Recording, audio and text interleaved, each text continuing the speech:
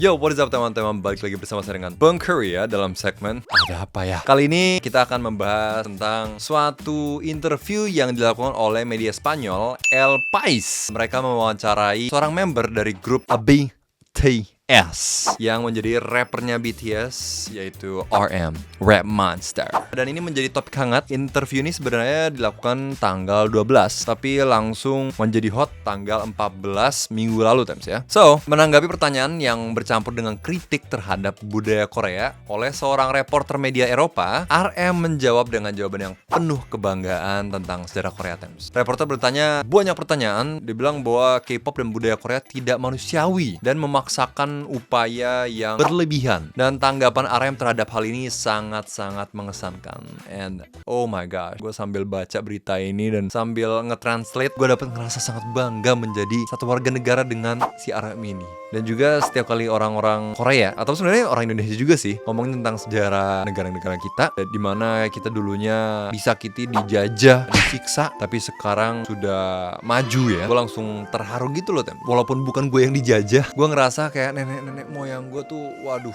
mereka tuh orang yang sangat hebat dan proud aja gitu loh bahwa gue menjadi salah satu keturunan dari orang-orang hebat ini. Dan RM langsung menyerang pandangan beberapa orang Eropa Barat yang melihat budaya kerja keras di negara-negara seperti Korea sebagai hal yang berlebihan, Temis. Meskipun negara Prancis dan Inggris yang disebutkan oleh RM, kita perlu ingat bahwa Spanyol, yang negara media yang bertanya kepada RM pada interview ini, juga memiliki sejarah di mana mereka pernah menjajah ya di masa lalu. Dan berbeda dengan negara-negara Eropa Barat yang menjajah, RM menekankan bahwa Korea adalah negara yang dijajah dan mulai dalam situasi yang tidak dapat dicapai tanpa upaya di setelah perang ya. Seorang reporter dari media Spanyol langsung bertanya pertanyaan yang agak sensitif, dan pertanyaannya seperti ini, Tems. Apakah kemudahan dalam arti youth dan perfeksionisme dan juga bersusah payah untuk K-pop, apakah tiga ini menjadi ciri khas budaya Korea? Dan RM menjawab seperti ini, Tems. Orang Barat tidak akan mengerti, katanya. Gila.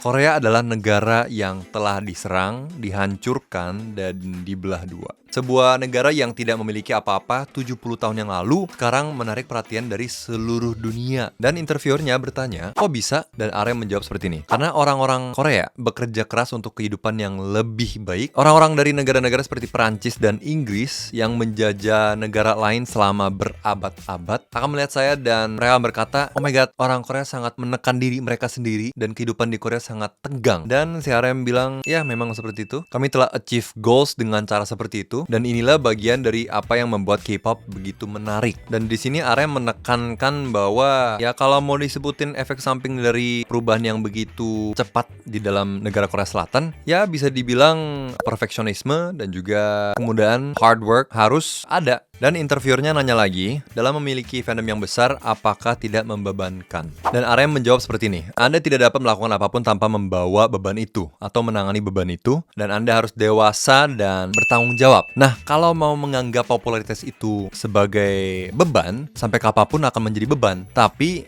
bagi saya itu membuat saya mendapatkan apa yang saya harapkan, dan juga memungkinkan saya untuk dengan cepat mendapatkan kebebasan finansial dan pengaruh untuk membuat musik yang saya inginkan tanpa bergantung kepada music charts. Dan saya lebih suka menjadi umur 30 daripada 20. Dan sebentar lagi sepertinya saya akan mulai wajib militer untuk 1,5 tahun. Dan ini adalah suatu hal yang sangat penting bagi kehidupan semua laki-laki Korea.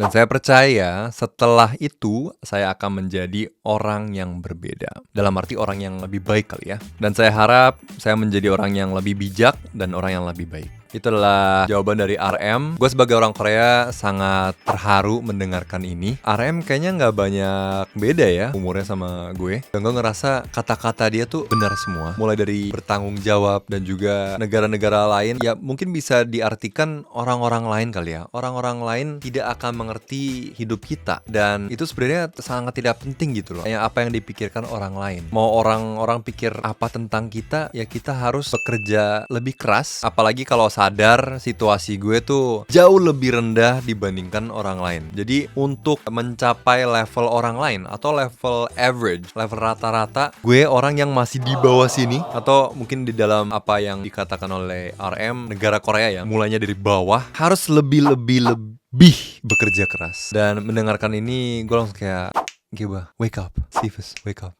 Bung Korea, wake up. Harus bekerja keras. Lu belum mencapai apapun gitu loh. Bukan maksud gue untuk rendahin achievement gue, tapi ya untuk sadar aja realita gue. And I would like to say thank you RM for saying such strong words dan membuat gue sebagai orang Korea sangat bangga. Anyways, sampai situ dulu segmen Ada Apa Ya. Gue harap lu pada juga termotivasi dan terinspirasi dari kata-kata si RM ini. And sampai jumpa lagi dalam Ada Apa Ya berikutnya dan Apa Kata Dunia.